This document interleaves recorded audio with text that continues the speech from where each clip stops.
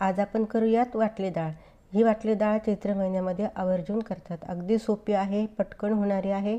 आणि चला आपण त्याचं साहित्य बघूया आणि कृतीही बघूया। तर याचं साहित्य आपण आता बघूयात।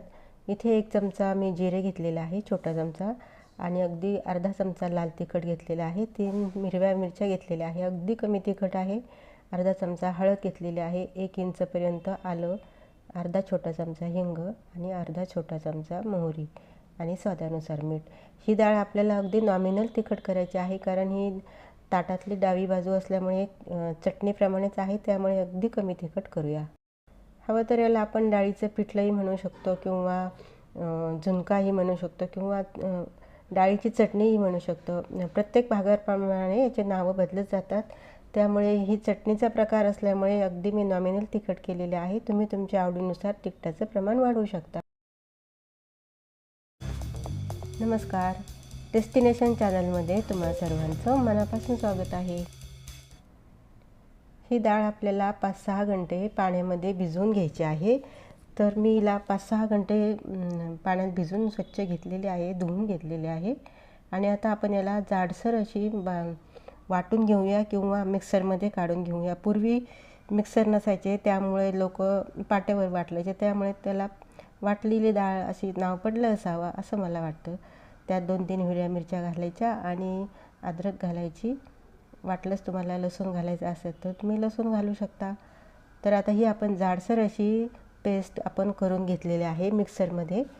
आणि आपण आता याला कुकरला लावून 1-2 शिट्या करून घेऊया, म्हणजे ही छान मऊ होईल आणि खाताना ती कशामध्ये अडकल्यासारखी होणार नाही। तर आता खाली मी कुकरमध्ये पाणी घातलं आहे आणि कुकरच्या भांड्यामध्ये आपण याला झाकण लावून 2 शिट्या काढून घेऊया।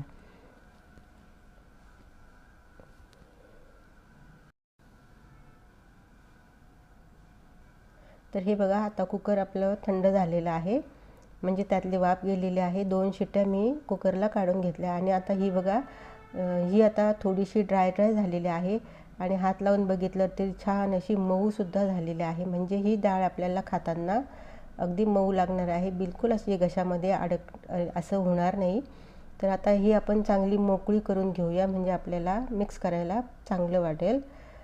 तर आता हे बघा, हे असं आपण चमच्याने किंवा हाताने सर्व डाळ अशी मोकळी करून घ्यायची आहे, कुस्करून घ्यायची आहे। आणि त्यानंतर आता आपण इथे फोडणीसाठी आपल्याला जास्त तेल वापरावं लागणार आहे, कारण थोडीशी आपल्याला चमचमीत करायची आहे। तरी तुम्ही तुमच्या आवडीनुसार घ्या। मीडियम गॅसवर कढई गरम झाल्यानंतर त्यात मी 3 मोठे चमचे तेल घातलेलं आहे। गरम झाल्यानंतर सर्वात आधी मोहरी घातली, मोहरी चांगली तडतडल्यानंतर जिरे घातले आणि कढीपत्ता घातलेला आहे। कढीपत्ता उडू नये म्हणून मी असं थोडंसं झाकण वरतून ठेवलं आहे। आता हळद घातली आहे आणि हिंगही घालूया।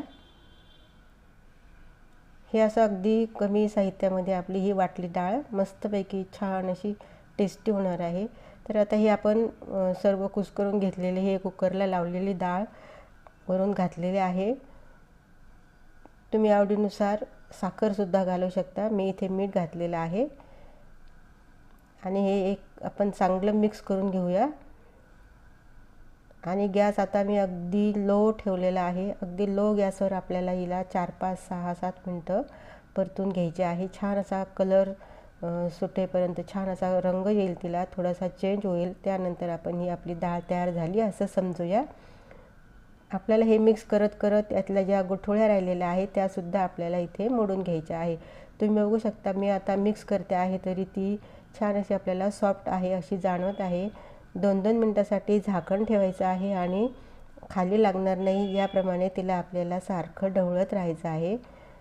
मी हे 3-4 वेळा 2-2 मिनटासाठी झाकण ठेवून खाली लागणार नाही याची काळजी घेऊन आपण इथे मिक्स करून घेतलेले आहे।